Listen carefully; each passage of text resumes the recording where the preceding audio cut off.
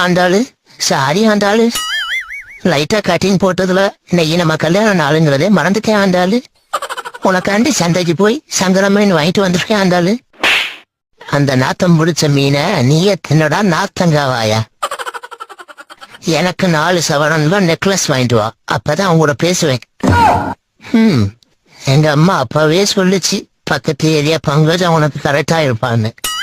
நான் தான் அத்தை பொண்ணு ஆண்டாளு வேணும்னு அடம் பிடிச்சேன். இப்ப அவஸ்தைப்படுறேன். ஃப்ரெண்ட்ஸ், நீங்களும் அம்மா பாக்குற பொண்ணையே கல்யாணம் பண்ணுங்க, இல்லைன்னா என்ன மாதிரி கஷ்டப்பட வேண்டியதுதான்.